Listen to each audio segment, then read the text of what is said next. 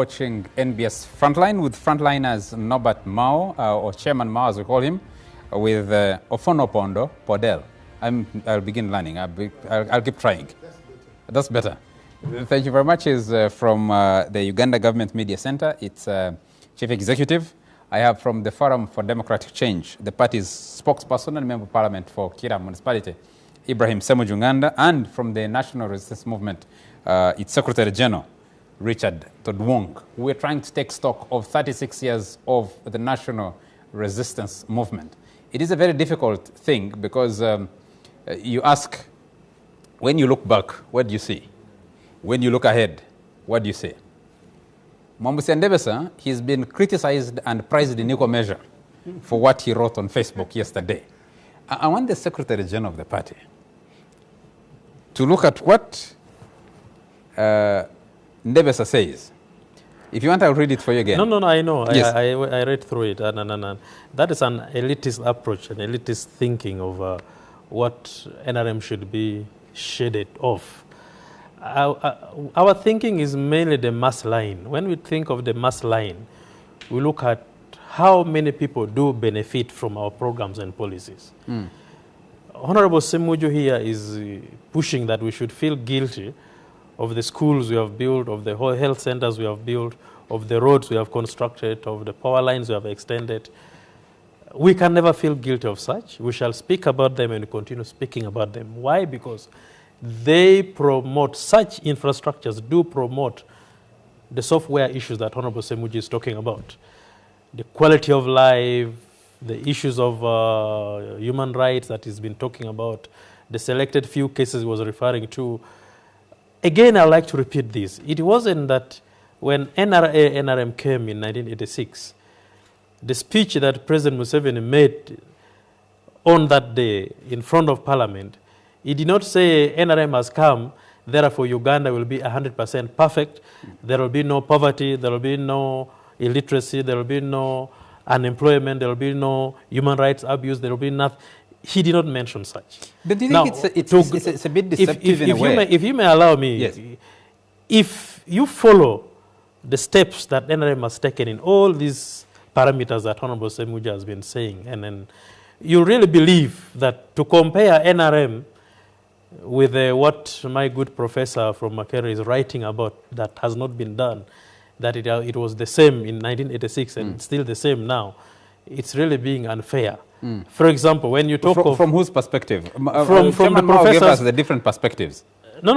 I'm coming to Chairman Mao's perspective. I'm still talking about Honorable Semuju's issues and what the professor raised. Because if the professor raised about the issue of health, the NRM philosophy on health is on prevention, even before cure.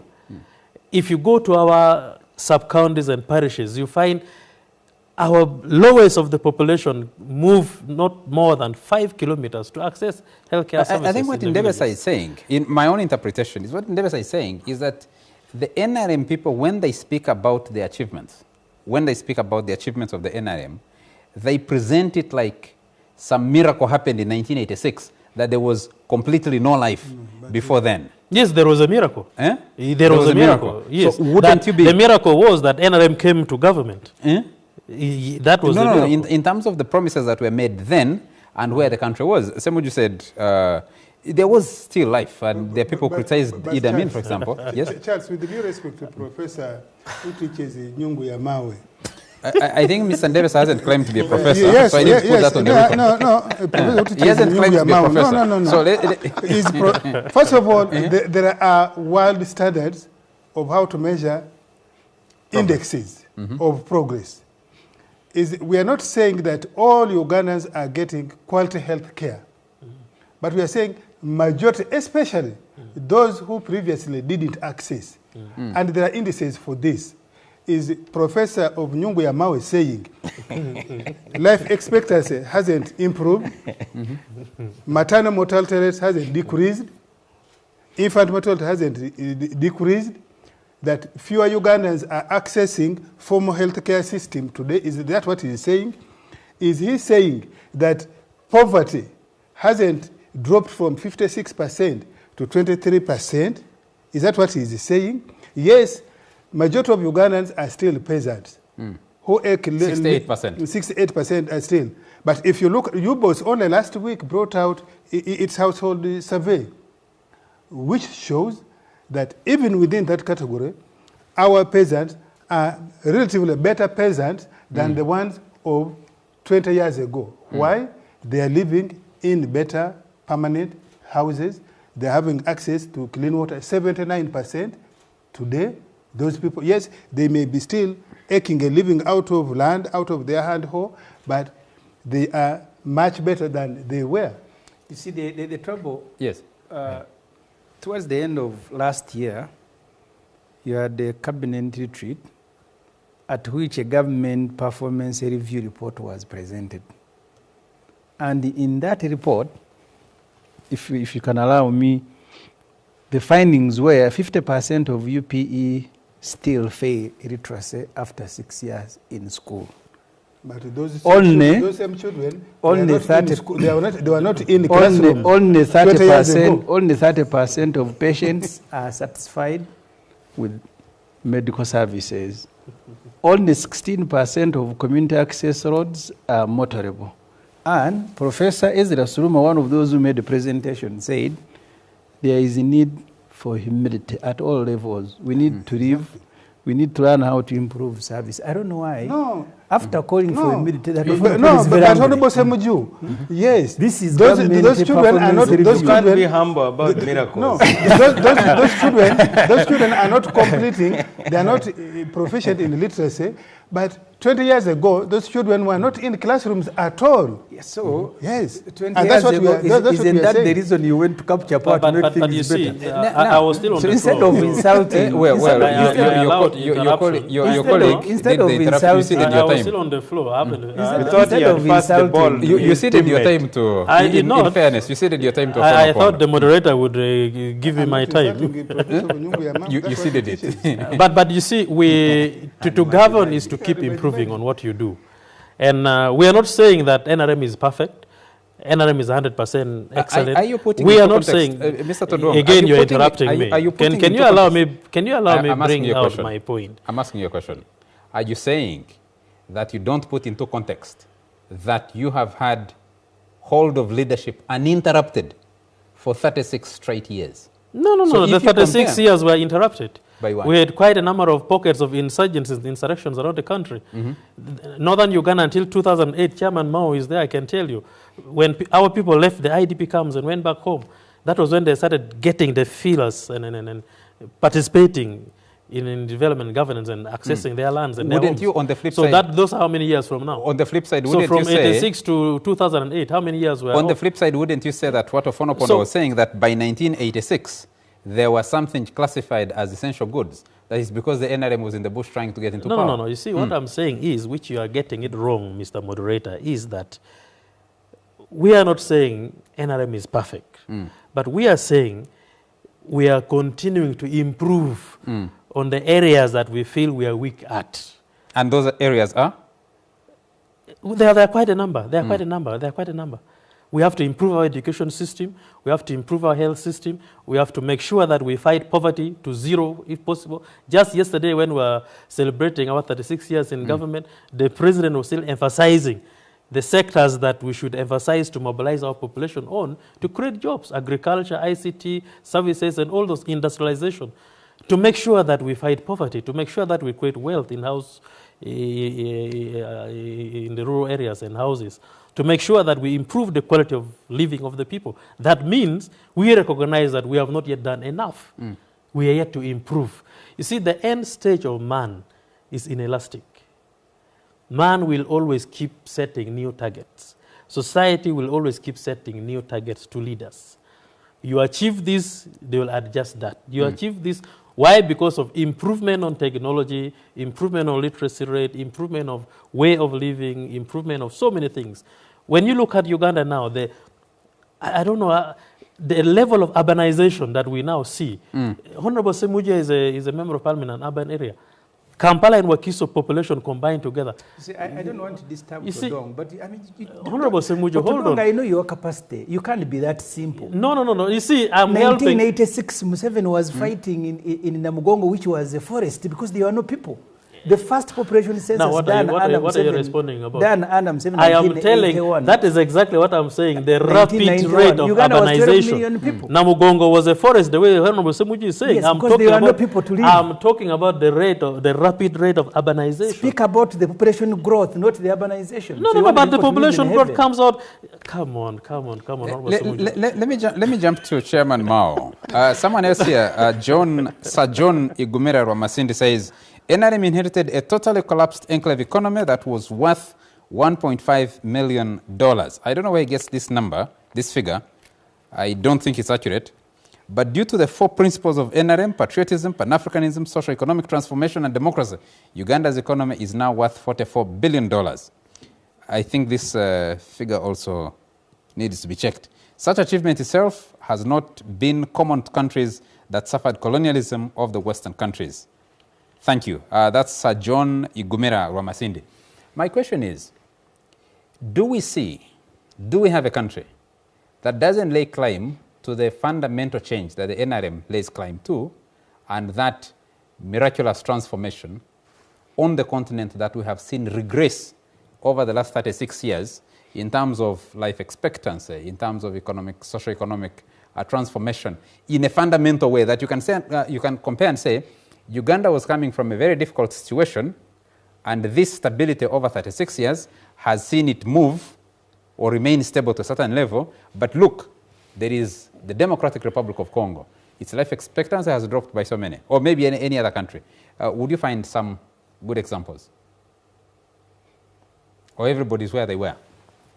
Charles, we gain nothing by failing to see whatever the NRM has done, but we also gain nothing if we don't continue stating our expectations.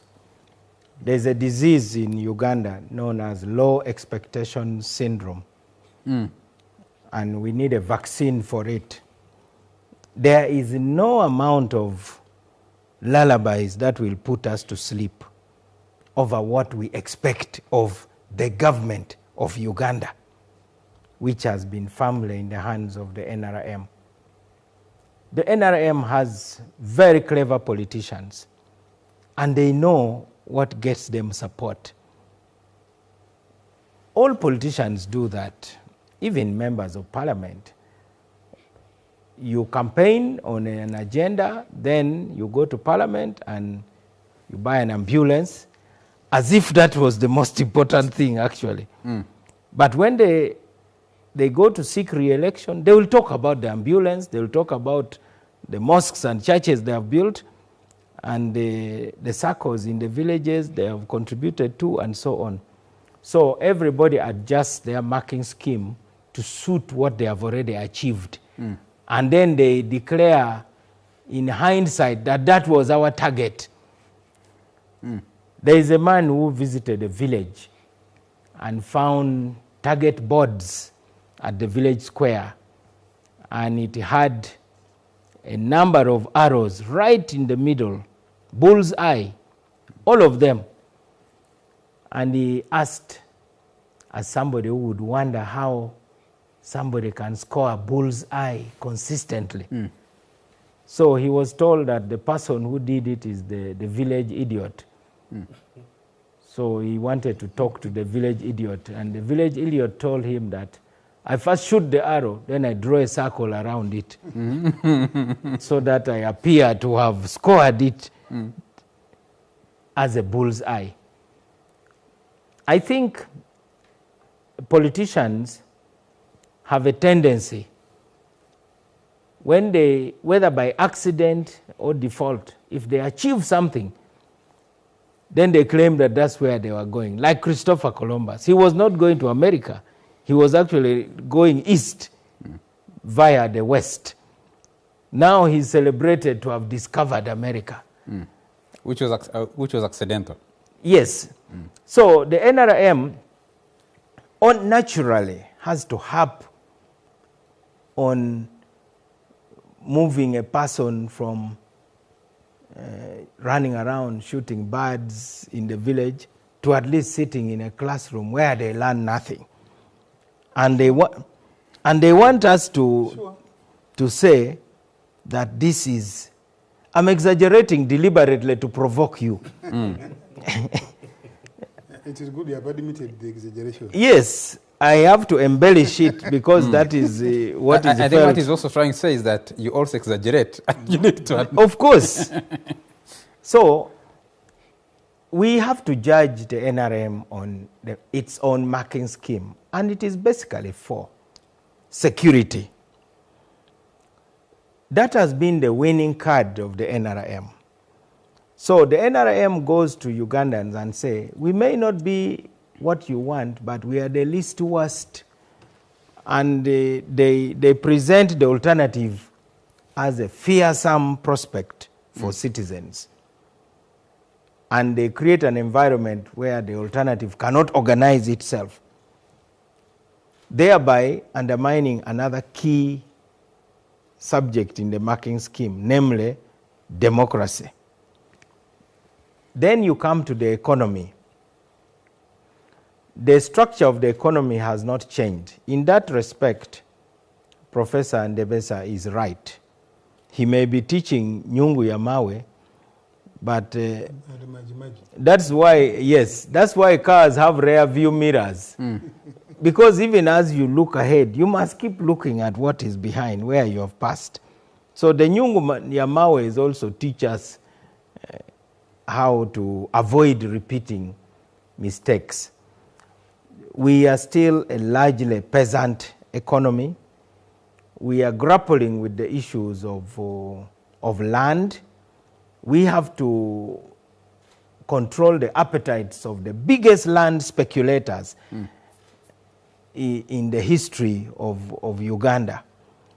We are still paying the price of the 1900 agreement, where basically everybody became a squatter.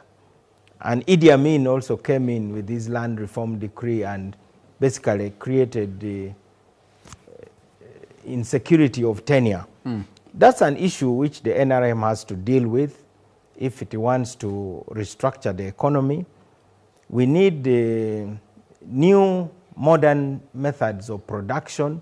We need to be able to add value. That's how you change the structure of the economy so that you don't have people wielding pangas. The majority of the citizens in America and Europe don't need to fight over land because the structure of the economy now leaves the land to a small group that can be involved in agricultural production, but the majority of them are able to live their lives. So that transformation has so far failed. The fourth, after security, the economy, and democracy, is national unity.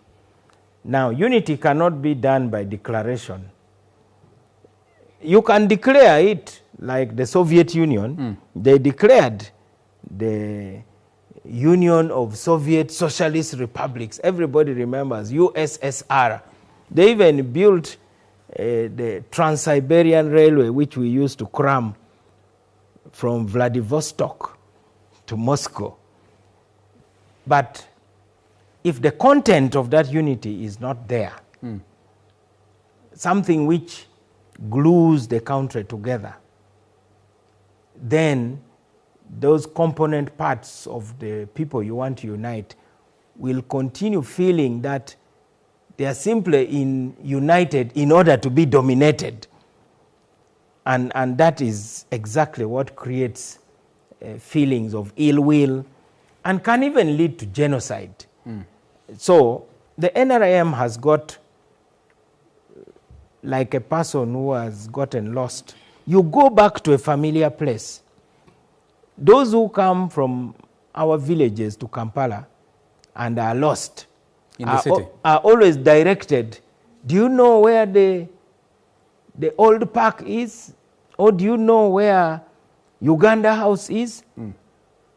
Go there, I'll find you there. So the NRM should go back to that familiar place and listen to those three various distinct groups I talked about earlier.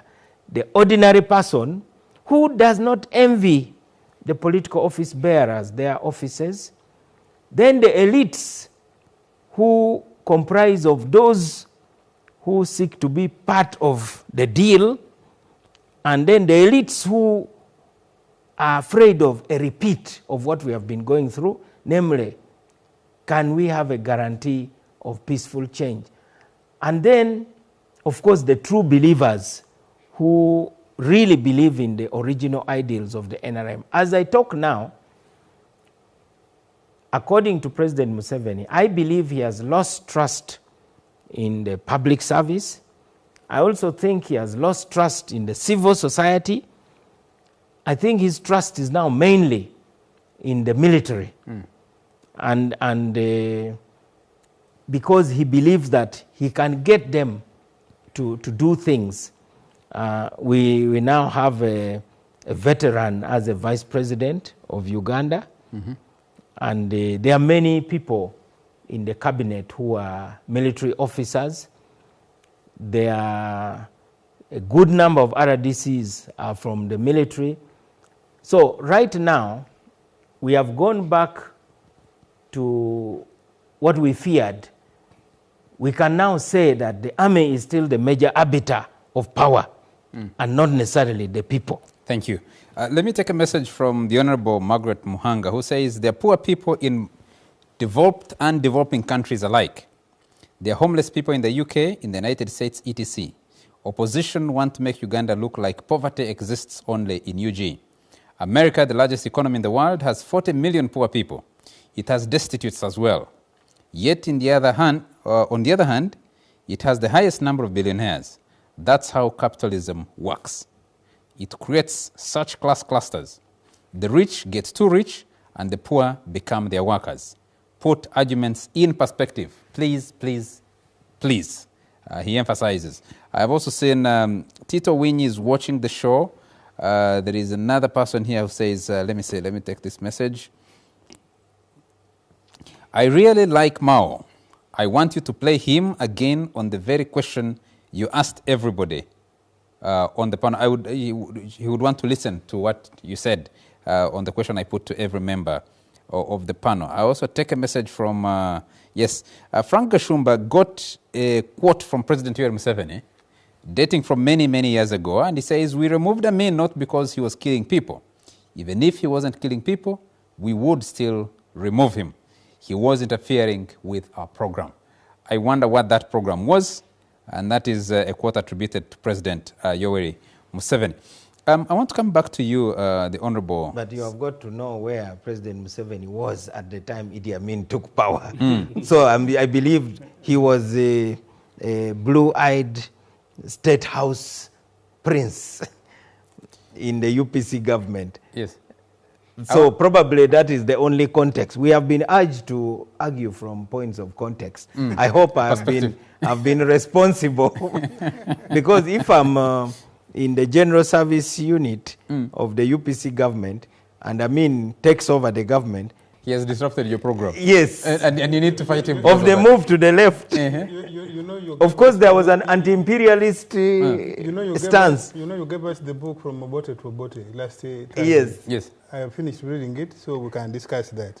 From Obote to Obote. What the program was. Would you love the descriptions, the very apt I think you should talk about the author of the book. Akena Doko. Yeah. Would you want to look at his reading of President Museveni? Yes, Akena Doko's reading of President Museveni. He is determined. He doesn't have high opinion of people around him, and he sneers at people. But he knows what he wants and works towards it. Yes. How do the rest of you fit in that? Maybe that would be the question. The rest of us? I think Akena Doko spoke that time. I think he didn't have sufficient study of the president. But I think much of the things he said really have come to pass as they say. He studied the president, in my view, relatively well. I've read the book and I think... in that short span. I think he was afraid of the then young Yoweri Museveni. And his writing was like warnings. After all, politics is about clashing ambitions. Okay. So if they were too foolish not to take Museveni seriously in 1969 or 1970, really the fault was theirs, not in underestimating him. Yes. But for me, what I wanted, the Honorable Mao, he says, let us look at Gulu. I went to Gulu for the first time in 1989 to work there, 1991 to work there. Would you suggest that Gulu has remained the same today? In many respects. Would you say, should it or would it have remained the same anyway? No, I'm saying there has been a movement which is positive. You remember when we were having election in 1996. One of the reasons that the entire northern Uganda and eastern Uganda voted for the IPFC candidate, Semogre, who was backed by DP and UPC at that time, was the issue of rebellion which was consuming northern Uganda. Okay. Issues of a sense of marginalization, issues of lack of infrastructure development. 2021, this last year we had elections. And actually from about 2005, 2006, the NRM began to sweep those areas. Why? Because the four major issues which were of concern then to those people, the NRM had resolved most of them relatively well. The issue of insecurity, the issue of road infrastructure, the issue of rehabilitation of social services, the issue of bringing back people who had been in exile. In this last election, the NRM swept the whole of Acholi for the first time. Why? Because after the 7 years of ending the LRA war, NRM was able to make visible achievement that even when the Honorable Mawos said NRM had done nothing, the ordinary voters in Acholi were able to say, you are telling lies. Well, Honorable Mao was involved in those elections. I've already admitted here that I gained nothing by discounting your achievements. Gentlemen, and I can't debate you. We've eaten into Honorable Semu Junganda's time, and we need to go back to that. Somebody called Kato in Kamocha says, Todd Wong should explain to the Bazukulu why Eastern Uganda, whose insurgency disruptions were not anywhere near what the North suffered, and which was mainly in Teso, remains consistently as the poorest region in the country. And you're talking about unity in the USSR. I think President Vladimir Putin is trying to reestablish the USSR using different means. So he took Crimea a few years ago. Now he wants to... I think he's externalizing his internal contradictions. To unite the Russians under a nationalist agenda, he has to project power outside. It is a well-known technique of tyrants. Yeah, but I also think, I also think you read too much of American and Western propaganda. Yes. Well, having spent 4 months in China, I can understand where you're coming from. Not just that. Not just that. I would invite you, I take you to China so that you see another view of the world. We can compare Eastern propaganda with Western propaganda. Yes, because the people who have caused much of the problem for the world are actually Western world. Okay. They're the ones who caused the slave trade, colonialism, and imperialism. You were a good student in the Chinese political economy academy. The fundamental question for today may not necessarily be to look back at what has been done or failed to be done. It is to look forward. Yeah. So 36 years from 1986, if you project 36 years ahead, 2 questions for you. What does the country need to do to get there?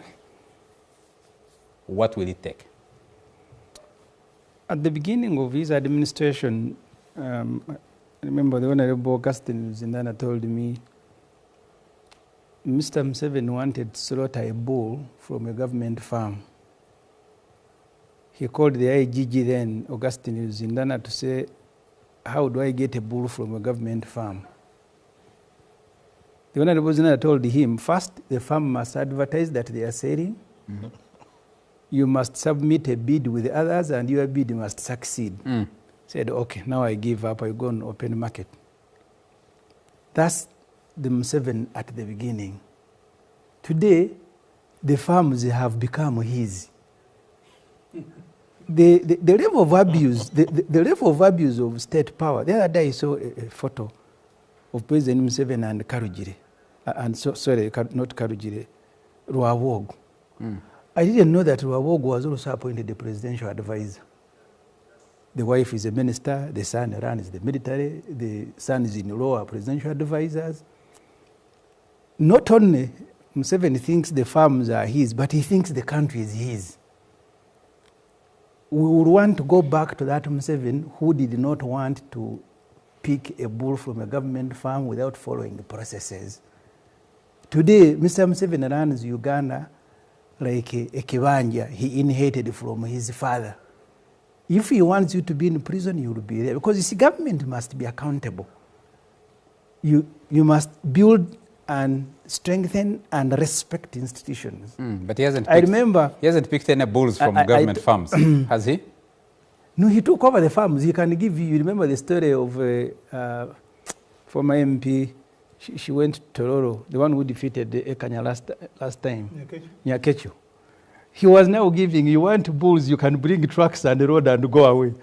Not the one who wanted to go through a process. You see, the moment you run a government, you must set standards, and even you at a personal level, you must respect.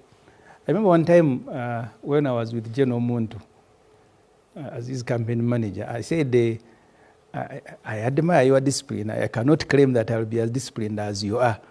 That I am a party president, I organize an election, and they defeat me. And Muntu told me that the moment you advantage yourself, and moreover, when you are in a weaker position, when you get in a position of strength, you will be worse. He said, if in the opposition we train ourselves that way, we will use tear gas, we will shoot people. So what happened to the building of the nation, the building of the state, the institutionalization? So for Uganda to move forward as a country, we will need a leader who is accountable and play by the rules and play by the standards. Unfortunately, NRM, the other day, so the president was in Kayunga, where he said NRM, it is right because NRM has said so.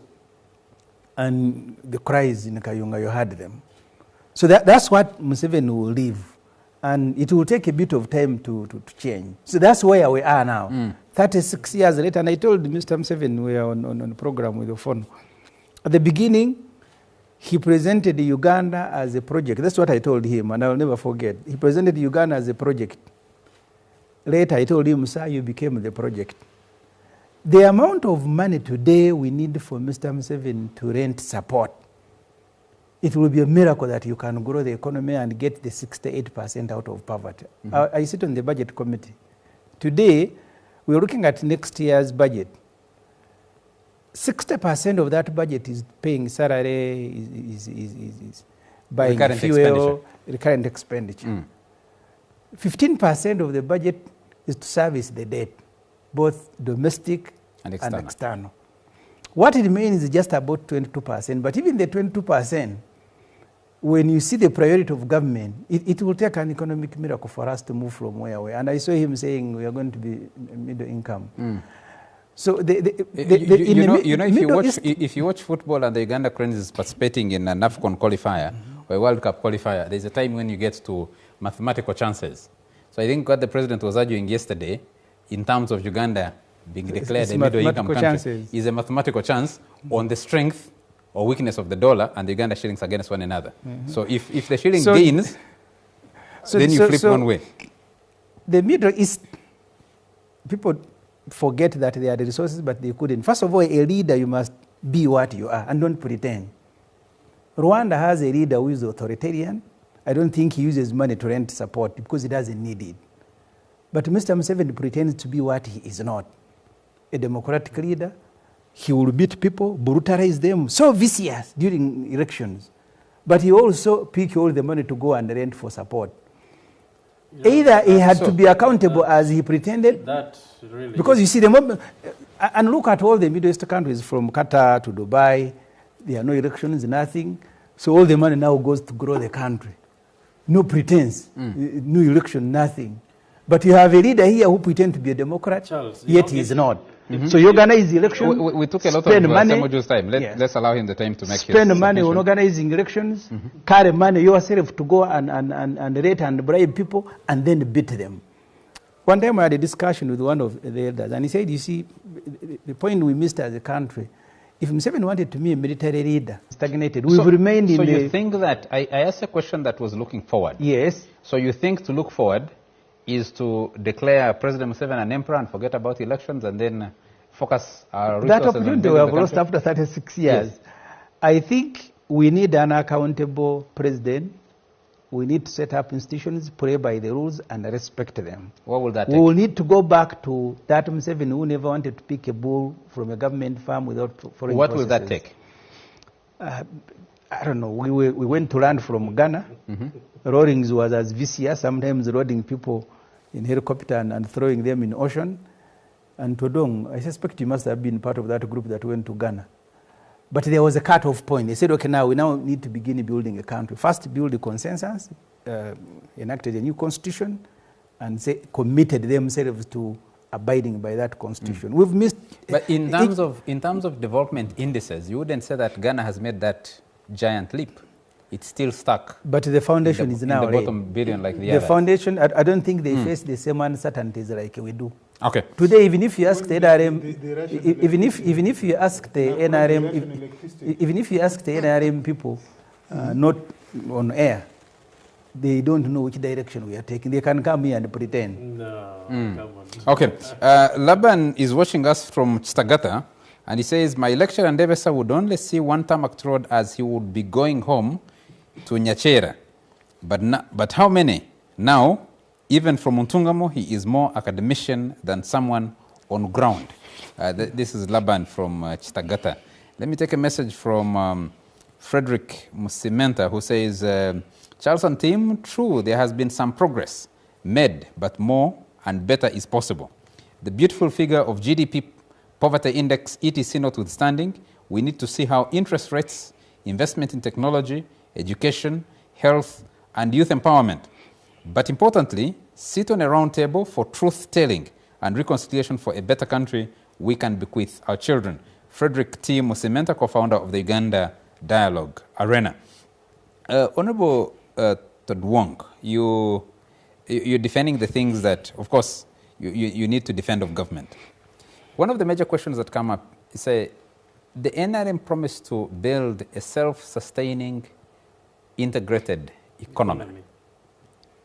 36 years later, you struggle to find indigenous, and when I say indigenous, I mean indigenous Ugandan enterprises that have progressed to a level that you see the future of Uganda's, for example, industrialization is in the hands of Ugandans.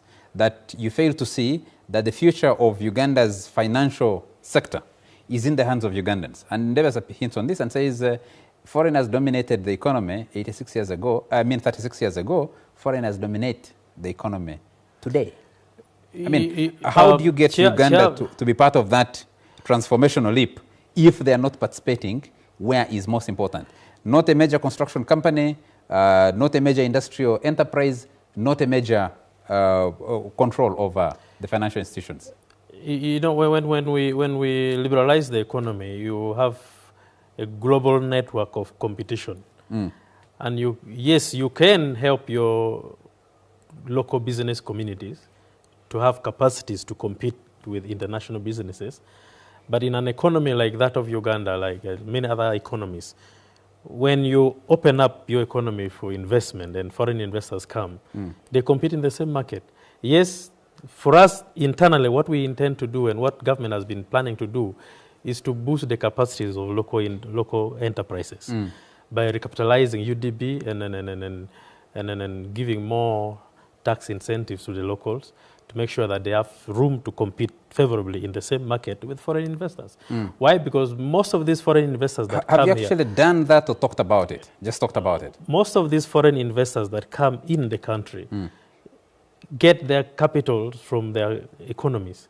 They rarely get from our from our coffers. And then we have been complaining about the interest rate, the bank rates. We've been complaining about the cost of doing businesses here and there. Of course, quite a number of local enterprises have collapsed because of the competitions and all that. But government is planning on a way of improving their capacities to be able to compete favorably in the same market that foreign investors are investing in. The Cusian said that under the NRM, the economy has been mortgaged to foreign interests. That is not true. There is free competition. There is free competition. Free competition. How do you build an economy that is based on foreigners who tomorrow will wake up and say it's better to put our money in Zambia, so they move it out? Somebody talked, I think Honorable Mwanga, sent a text, Muhanga, Margaret, about the capitalist nature of investment. You see, I said something earlier on that the end stage of man is inelastic. And when you look at the structures of our economy and the progress that we have gone through, that for every stage that we are moving into, there are innovations and inventions. There's our local business communities and competitors have capacities for innovations, inventions that foreign investors are coming in with. Can they compete with them in the region? And when you see we are too much locked at what I would call a primary stage of development, primary stage of production. Now, when you look at, for example, companies like roofings, okay? You look at companies like, most of these Chinese companies that have come, they come with quite a lot of capital, they come with quite a lot of innovations, they come with quite a lot of technologies. Now, if you compare them with our local business partners, the only thing we need to do as a government is that we need to link them to the local content in this investment, the local content in these companies that we need to harness. And Minister of Finance and Uganda Investment Authority are working hard to make sure that we boost the capacities of our local business. Uganda Investment Authority has existed for more than 20 years. Oh yes, but they're doing. I wish you can fast that. That's why Minister of Finance, even in the budget that Honorable Semuji is talking about, they keep talking about recapitalization of UDB to help our local. Secretary General to help our local party business communities. Would your Secretary General of the party in power say with honesty and say, we actually do have a plan to build indigenous enterprise, and that plan is working. We have tested it over the last 36 years, and these are the fruits we are seeing. Because to build, I mean, Elon Musk has built a phenomenal company called Tesla, which he started less than 20 years ago. And is built to the level he has built it. No, what I'm saying, and you can scan across the globe, find me a country that has built itself out of poverty by allowing itself to be dominated by foreign, either money or technology. You see, development and growth and development is a process. And when government is through its planning and budgeting processes, talks of empowering our local capacities, local business men to have capacities. One, to have low capital, to borrow money with a low interest rate, to have access to liquidity ratio that they've been talking about. We expand our market. We talk about integration of the region. It is boosting the business environment. When does that plan start?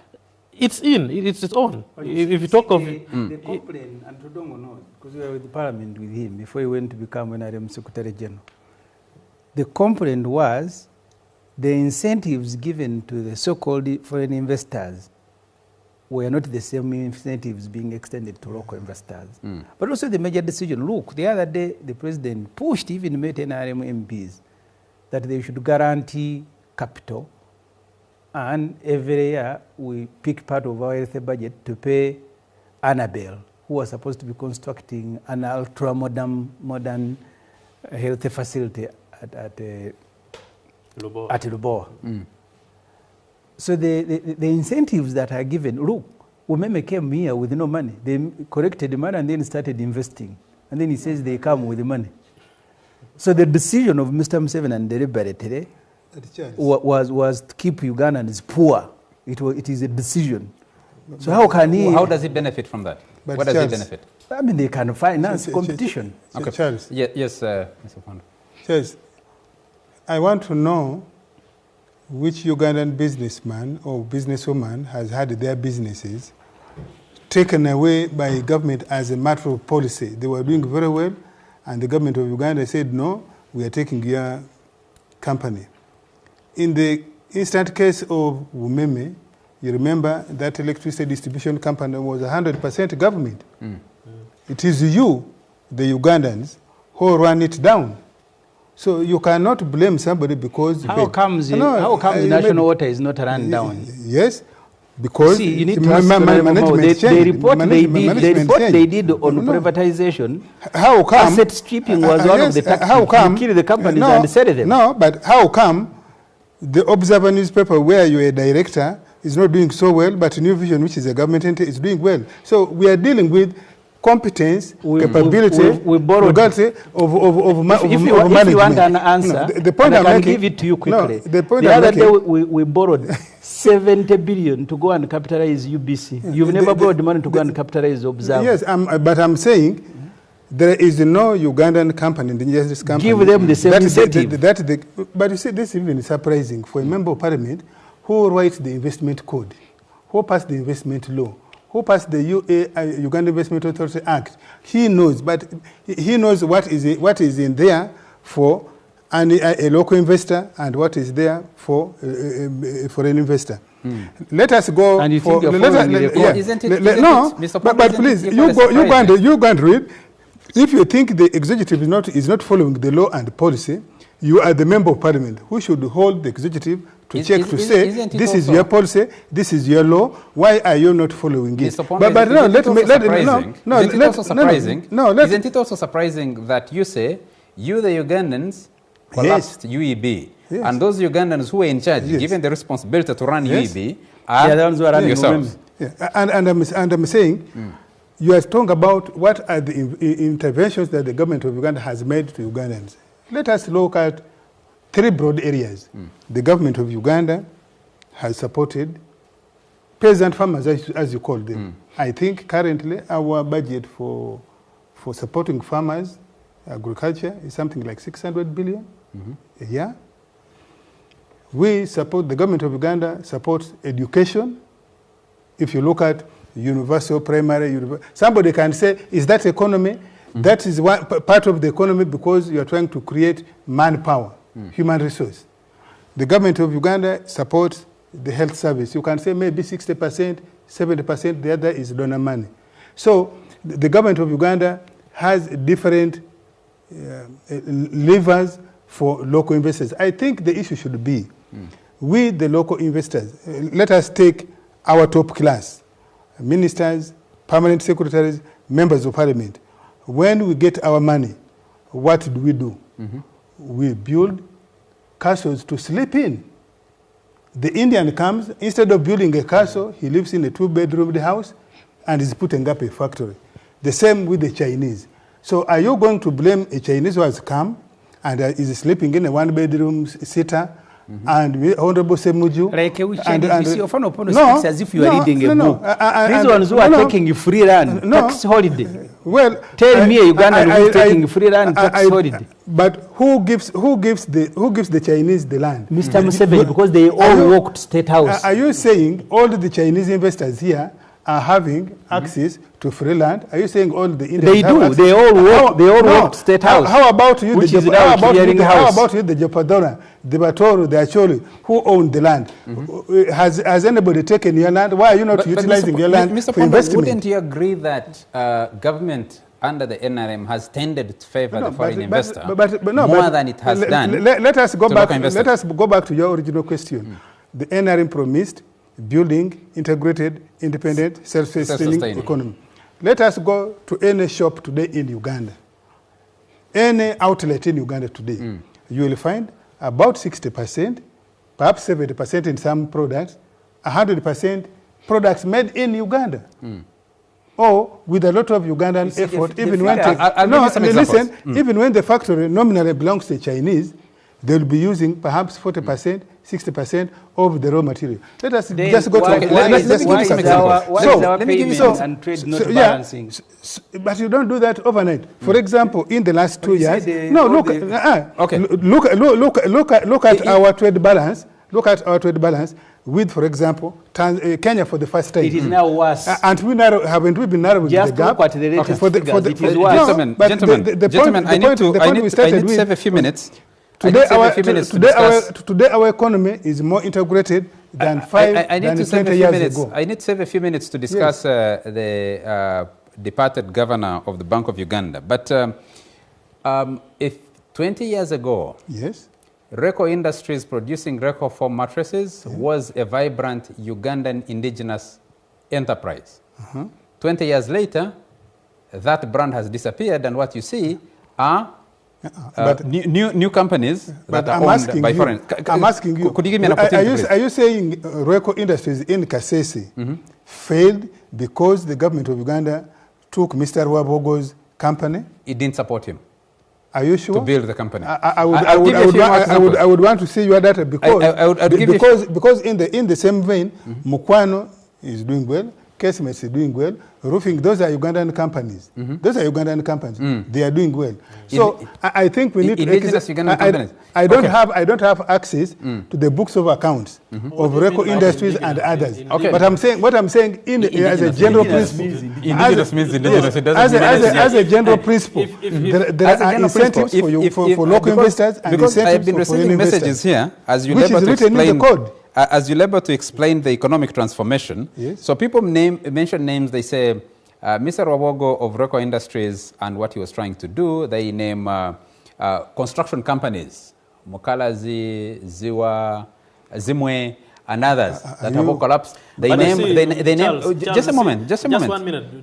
Just a moment. Let me say this. Mr. Secretary General. I asked a question about indigenous, and you and Honorable Semuju came up to ask indigenous means indigenous. Yes, that's what but you see, philosophically, in the way we think in NRM, even if the so-called, in quotes, foreign investors comes in Uganda, produces in Uganda, employs Ugandans, pays taxes in Uganda, does all these things in Uganda.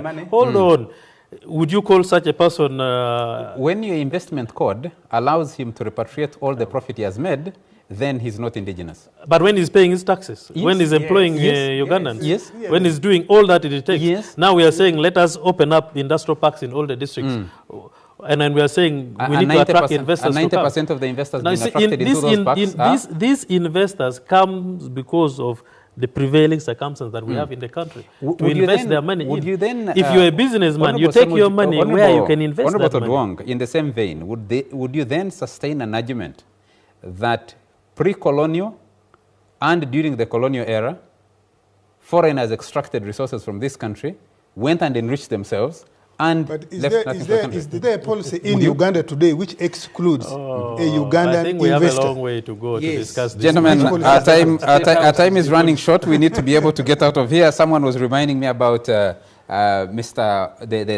proprietors of Sembule. One of them died only recently after a long struggle for a company that had reached a level of production. If he's a local investor and he screws himself up, Sembule had are you going reached. to blame other people? Please. You have a duty to No. intervene. No. If you're a local investor and then you screw up yourself with your company, do you want to shift your blame to another What person? did the Americans do in 2008? Charles. Why did they do it? Charles. What have the Koreans, Are the you Koreans saying- done are you saying they are with not- LG and Samsung? Are you saying that there are no Korean companies that, why do they do that? have folded? Gentlemen, we need to move on. When Basajja had problems at a rally in Bushenyi, Mr. Museveni said he must be given 19 billion But we are shillings. the same person who is saying we are not supporting local investors. Gentlemen, Now we are- I'm doing about one person. I'm doing actually the money was not an enterprise. I'll provide a minute. Well, the Frontline is an engaging discussion. I'll provide 2 minutes to each one of you to That was not to develop a factory, give it was a your handout. your own honest audit of the contribution. And of course, you will have your opportunity to extend condolences to the governor of the Central Bank of Uganda for the last 20 years, Professor Emmanuel Tumusime Mutebile, who succumbed to ailments on Sunday last week. I'll start with you, Chairman Mao. People have had differing opinions. They've been sharing those on what his contribution was and how fundamental that was. Please. I believe that the late Tumusiime Mutebile exemplified the sterling attributes of what a central bank chief should be. He knew where he stood. Whether you agreed with him or not, he told it to you. We had our big confrontation in 2001 concerning UCB. UCB was collapsing, insolvent. They gave it a boost and it got a new lease of life. And then he came to Parliament and said, we are now going to sell UCB. And we asked him, why do you have to sell UCB? And he said, the alternative is to give it back to those who mismanaged it. We think we should sell it. We felt that it was a wrong decision. We still insist that you cannot surrender your local banks to foreign interests because it is a strategic blunder.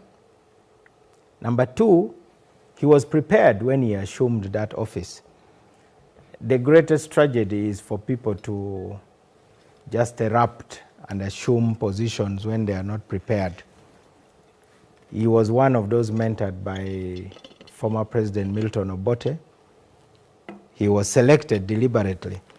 And I think many of them, particularly those we now refer to as the three musketeers of Kigezi, Amama Mbabazi, Rwakana Rugunda, and now the late Tumusiime Mutebile. He was one of those three musketeers.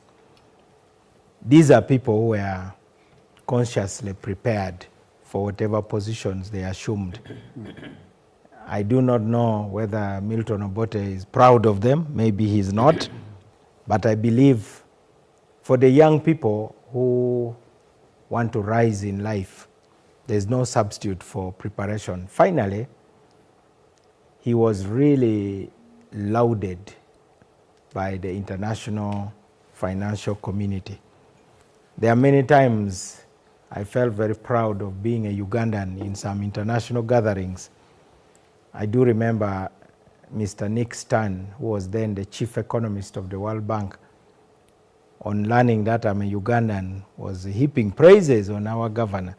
So indeed, many of our celebrated people are not celebrated here by Ugandans. They are celebrated more outside. I believe that we need people like him who have the courage to tell things the way they are. Sometimes he was very rude. He called us a bunch of potato growers when we tried to discuss macroeconomic policy with him, and he refused to come to Parliament, saying he's not going to come and discuss economic policy with potato growers. I do not know whether he was right or wrong. We leave that judgment to the Ugandans. So we have definitely lost a very interesting character who had what it takes. We can only understand his failures in the context of international pressures and political interference, despite the legal defenses that a governor is supposed to have in terms of being independent. I felt like there are many times he succumbed to pressure, and he even confessed to that. Thank you very much. Mr. Fonopondo, your take? And they say from sand or from ash we came, to ash we shall return. May his soul rest in eternal peace. Yes, it is true that he was mentored. I don't want to say particularly by Obote. Obote recruited him. In the last 35 years, Governor Mutebile has been, he has spent more time under Yoweri Museveni. Yes, and that's where his stellar performance has been exhibited ably. First as a chief economist at the ministry, and then as PS SST for 9 years, and central bank governor for now 20 years, was making 22nd years. As part of the Washington consensus, I think he helped with others to resuscitate our economy at the time we were really on our knees. His prescriptions worked very well, but I think sometimes there was a time when we felt he was too stiff. I remember young Honorable Mao in Makerere organizing and leading disastrous strike over boom and things like that. He wanted the Kiwi for polishing their shoes and the Colgate for brushing their teeth, and a structured adjustment program when we said we needed to handle some other things. Makerere University students can brush their teeth by buying their own Colgate or using ash like we do in the villages. Of course, you are exaggerating. or using Gomutete. Yeah, We're talking about companies Mao that didn't died. believe. Now I'm glad that he's applauding him. That was mentored well. But I think it was mentored more and given opportunity to excel for a long time at the highest helm of the financial sector by the NRM, by Yoweri Museveni. Okay. And of course, he made mistakes. The most was, you remember, and you see, if you are mentored well, you should resist pressure at all costs. That's what Honorable Mao keeps telling us. I see no reason, if, for example, in the case of Basaja, whatever that he is referring to, 146, 100. No, the first was 19, then 142. 142 billion. If I were the central bank governor and the president or anybody is telling me to do what is not appropriate, you can say, have your bank. 2, you are complaining about leaving our economy, especially the banking sector, in the hands of the... Tumusiu Mutevere said, and the president actually said, if indigenous banks are taking money from the consolidated fund by way of intervention, supporting them, and they gallop the money, take up the money and squander it, let them be buried. Okay. And he buried the Tefe, then he buried the Greenland, then you know he buried the former Minister for Economic Monitoring and Member of Parliament, UCB. Henry Banyanzachi, has sent me a message to remind you about Tefe, so you're doing it yourself, National Bank of Commerce and the others. He buried them, which at that time the President and Mutevere said was right.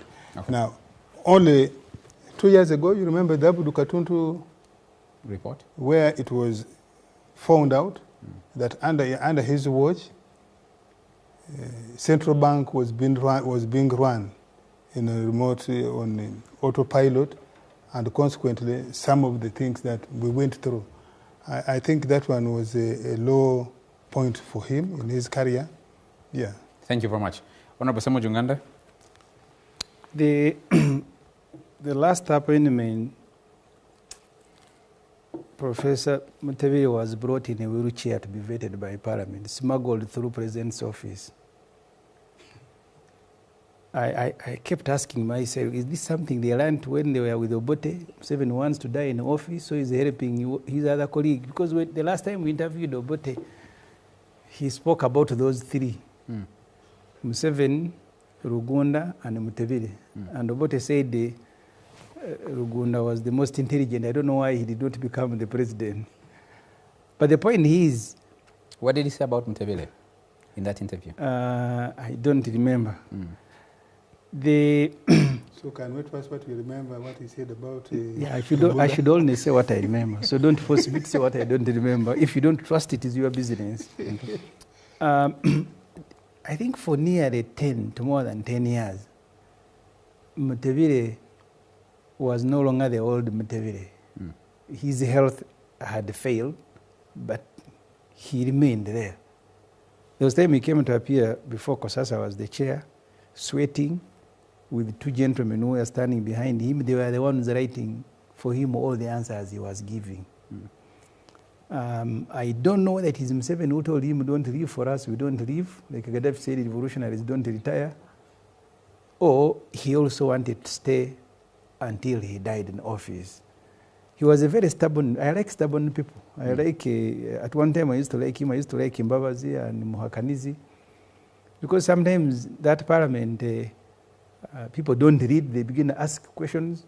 So I like people who can take them on sometimes, but legitimately. Mutevere was not as strong-minded as he presented himself. I had minutes of Board of Uganda meeting when he was saying over my dead body that he can't give Basajja the first intervention of 19 billion.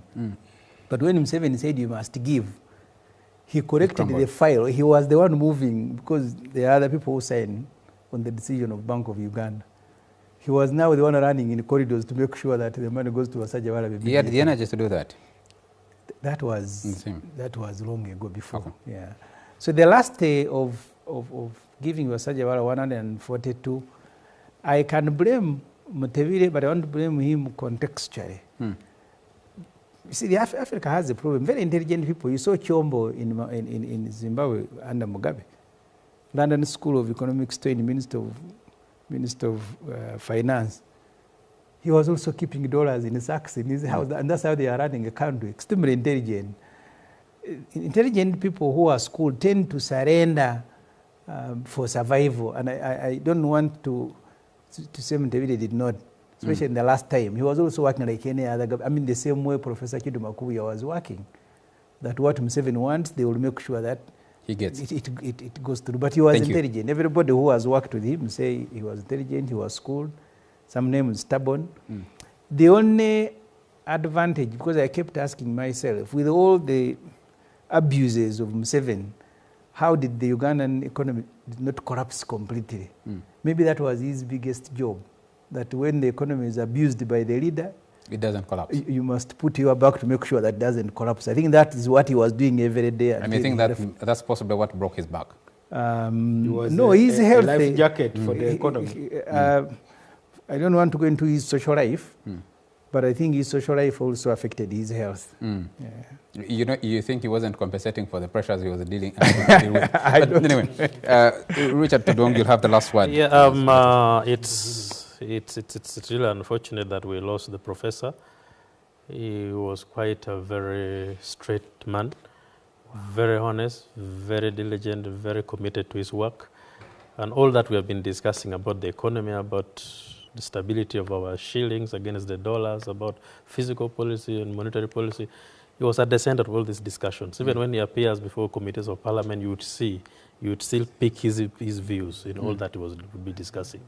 So yes, my sincere condolences to the family, to the government of Uganda, and to the people of Chigezi for the loss, and we wish that God puts his soul in eternal rest. Thank you. I'll take just a couple of messages and then we'll get out of here. Someone says, please tell my brother Ofono Pondo that the NRM government took over my farmland and destroyed my modern livestock farm in Kiegegwa. Stephen Irumba Owek says, you know each other very well. That veteran? Yes. You wanted to take advantage of the NRM. Yes, I know and the NRM took advantage of him? No. They leveled him. They leveled with him. Okay. He's watching, so he's listening. And why did he go to court? Yeah, he should have gone to court. Yeah, those who wait, he tried to blackmail the president because he was the lieutenant in the NRA. Okay. Kenneth Chamlesire says, yeah, we're a bit out of time. I'd like to comment on the events touching on the demise of Bank of Uganda Governor Emmanuel Tumsima Mutevile. It's indeed very sad that as a country we've lost a mountain of a very great individual, one of the finest economists this country has had, a man of great integrity, one who would speak his mind without fear or favor. It's going to be a challenge to find a replacement for him. I read the message from Henry Banyanzachi. Let me just take yes. Throughout history, foreign direct investment has many drawbacks despite its overall effectiveness in promoting growth. We need to revisit that point. That is Patrick Moganzi also watching us. And the last message I'll take, yes, from Inganiza Podel. No, Inganiza who? Wadel, not Podel, Wadel, who says, NRM government has contributed a lot on issues of security, democracy, and socio-economic transformation. All her programs are aimed at improving household income for the common man. The improved industrialization as a result of privatization are all attributed to NRM. Would have improved, but the corrupt mafias in agencies, ministries, and public offices paint a bad picture in NRM. President has to fight the corrupt officials and concentrate on the common person. Wadel Stephen. Maybe he's a captive himself. Yes, the author of this. He may be a prisoner. There's so many messages. I'm afraid I can't take all of them, but I would like to thank you, gentlemen, very much for your contribution to this discussion. So, Secretary General of the National Resistance Movement, the Honorable Richard Todwong, Honorable Ibrahim Semujunganda, frontliners, the Mr. Ofonopondo. I think that's closer. Ofonopondo Podel. Ofonopondo Podel. Yes, I'll keep practicing. Ofonopondo Podel. Okay. And Chairman Norbert Mao. Thank you very much. Thank you very much to you all viewers for joining us tonight. And always, thank you very much to the production crew that stay up late